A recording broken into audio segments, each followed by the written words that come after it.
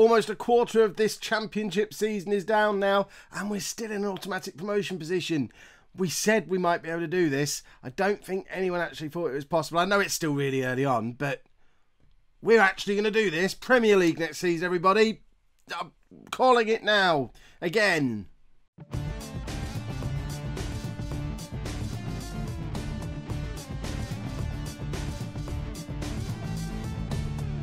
Hello and welcome to Season 15, Episode 3 of Non-League to Legend. I'm Kev, and coming up on today's episode, we're at home against Burnley and then away against Brighton, both in the Championship. Since you were last with me, it had all been going rather well. We'd won 5 consecutive Championship games, which is ridiculous for a newly promoted team. We did then lose to Leeds in our last game, but all of that leaves us 11 games in, 1 point behind Sunderland in second place. Pablo Garcia is already third on the average ratings in the division as well. And good old Neil Tholarp is racking up the yellow cards, which is always good to see. We haven't got anyone on the top scorer chart yet, though, mainly because I haven't decided who my first choice strikers are, and I'm just rotating all 4 of them around pretty much constantly at the moment. So today it's Beale and Foot who get the nod. So the full team: Thompson's in goal, Williams, Gabrielli, Tanner and Brassas are the back 4, with Duxbury, Abadi and O'Brien in midfield. I don't think you've seen Abadi yet. Expect to see a bit more of him. He can actually tackle. And then Gillabert. I know you want me to change him to Gilbert. I don't know if I can bring myself to do it now. I like saying it in an extravagant way. And then Foot and Beale up front. This is a team capable of winning this football match. We are playing against Burnley. Where are Burnley? Burnley are down in the lower half of the table. If we lose this, the wheels are officially falling off. I think this should be a comfortable victory based on the form we've had so far. And whenever I say a game is going to be a comfortable victory, you can just about guarantee it's all going to fall apart. Why are all 3 of our central midfielders tired? We've just had an international break. I know O'Brien and Abadi probably went off to play internationals in the international break, but Duxbury didn't, I don't think. Or did he? Hang about. What nationality is Duxbury? I thought he was English. He is English. And he's 23 years old. And he never even played for the under-21s. So, yeah, I don't know why Duxbury's... What's in my mouth? Can't even speak properly. What's all this? I feel like I've got a piece of beard in my mouth. Entertain yourselves. I know I could... Hold on. Apologies for the beard situation. It won't happen again. I realised it was very unprofessional. But I couldn't talk properly. It was horrible. Right, let's get back into the match. And, oh, there's still football going on. Did I pause that midway through a highlight just because I was freaking out so much? Oh, and Gabrielli gives the ball away, and now Burnley are in. That's really poor defending. And offside. I mean, that really did feel like a big slice of offsides involved in that. Let's have a further inspection of this in 3D. But I'm absolutely certain there's offside written all over this. The 3D doesn't want to load up. Typical. So Gabrielli, I mean, he does poorly to miss out on the ball there. But here, there, I'm pointing at my screen. That's no use to you. I think this guy, Wardle, was beyond those 2 defenders when the ball was played. Perhaps he wasn't. It wasn't the best angle for looking at it. I'm not going to dwell on it too much because we're Ipswich. We score more goals than you do. So it shouldn't matter that we're 1-0 down at half-time because we can score 8 goals in the second half. And goodness me, we shan't. Maybe not out 8, but we'll score a few. Foot's in. There you go. There's the first one of them. I told you it didn't matter that we were a goal down. Mark for only his 4th goal of the season. But I know we're 12 games in. He's probably only 6 or 7 games in. So 4 goals in 6 or 7 games is a very good return. And that's a lovely little toe poke finish into the far corner. Pretty much textbook, if you ask me. Yeah, there you go. Kisses the hand. Waves at the fans. They all question why he doesn't take his name off the transfer list if he loves everybody that much. But it doesn't really matter because we're 1-0. We're not 1-0 up. We conceded a goal. It's 1-1. It does matter a little bit. Oh, O'Brien should have done a little bit better winning the ball back there. But we are putting Burnley under some decent pressure now, although they've found an outlet by lumping the ball forward, and Luke Williams has given away a penalty. We're determined to self-destruct in this game. Gabrielli all over the place for the first goal. Williams giving away a penalty from a seemingly innocuous cross for what's presumably the second, but it's not, because Kevin Thompson, I told you he was good. That justifies me picking him for the last 200 games, makes the save from the penalty, and hopefully that's going to be the turning point in what has been a really sloppy match so far, but one that we should be quite capable of winning. Brassas attacking, and it leaves him well out of position for the counter-attack from Burnley, but the highlight, thankfully, comes to an end. As it is, a draw keeps us in the automatic promotion spots, presumably because Sunderland are losing. What that does mean is if we can pick up a win, we'll actually go top of the league, which would be absolutely delightful. I'm sure you'll agree. Right, Williams not having a good game. Bradbury can come on and play at left back. Abadi not as good as I hoped he would be. O'Brien can slot into that position, and Opoku can come on and hopefully add a little bit more creativity, bursting through from that midfield. We have got the two rather good strikers on the bench as well, but I don't really know who you would take off. Beale's been very quiet, but his rating hasn't been a disaster, so he's clearly up to something in there. Opoku to Gillibert, foots in again and makes it 2-1. I've got to change his name to Gilbert. I mean, I hear myself saying it. It's all right when I'm being silly pre-match, but when you're trying to do it in commentary, Gillibert indeed. Gilbert, and he's going to be Gilbert in a minute. Once I can get hold of him. I mean, that's a lovely first touch control. And another little toe poke finish from Mark Foot. He is... Brace yourselves for this one. He's finding his feet at championship level now. Foot is. Feet. You'll get there. Right. Gilbert.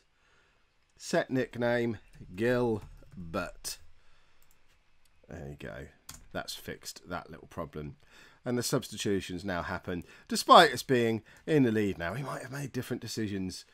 I think we'll still just take another midfielder off. Bring Lara on. Take off Duxbury. Does that work? Not really. Neither of them can play out there. Perhaps we will swap a striker after all. Then we'll bring on Garcia. Garcia can come on for Beale. Give Garcia the last 10 minutes to see if he can justify being first name on the team sheet for the next game. He won't be first name. Mark Foot will be. Maybe. Or do we rest him now? No, he's got his goals. We're top of the league, everybody. I love the fact that we're top of the championship and I don't even know who my best team is yet. This bodes well. Let's go and win another football match. Right, just a couple of tweaks for the next game away against Brighton. One of the few football grounds I've actually been to in real life. I say few, half a dozen or so, maybe. I've been to Brighton anyway. Weird ground. But changes have been made. I'm so not with it. I don't even know why I'm not with it. Changes have been made. Anicic has come into the team in the midfield, and Garcia comes in up front with Beale and O'Brien dropping down to the bench. God, I've just done this. I think I need to go to sleep. It's only 7 o'clock. Goodness me. Right, let's get into the match. I think it's because I'm feeling a little bit dizzy that we're so high up the league pyramid. It's been a challenging 15 seasons on Non-League to Legend this year.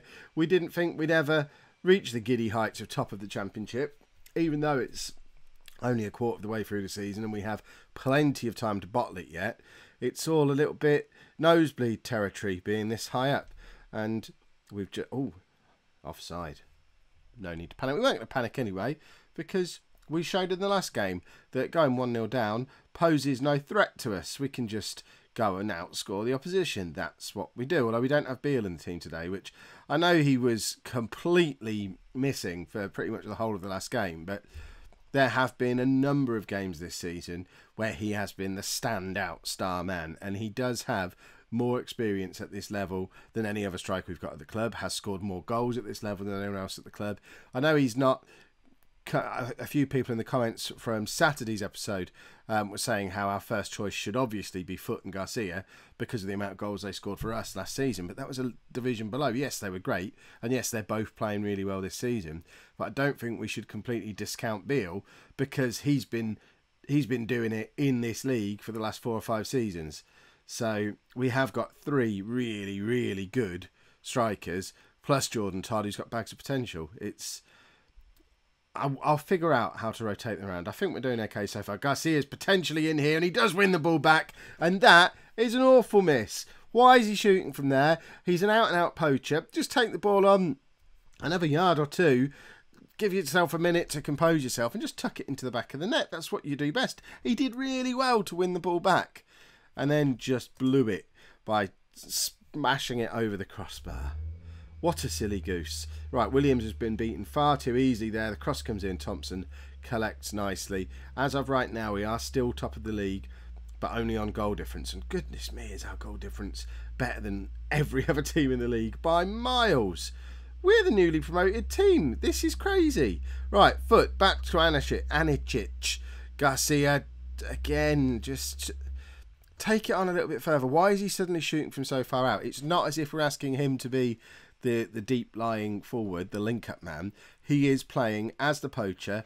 The way he just needs to be hovering around in the penalty area. I guess what it's telling me is that we're not creating enough chances for him to go in there and poach. But all the same, just think before you lump them. That was a dangerous pass. Goodness me. Garcia picks the ball up very deep again, finds foot into Garcia again.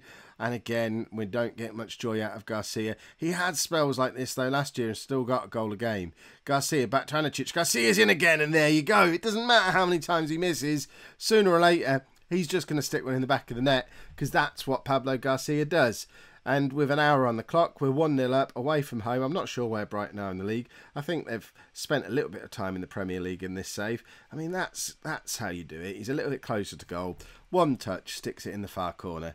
That's what he does. And Brighton are just outside the relegation zone. We're making hard work of it then.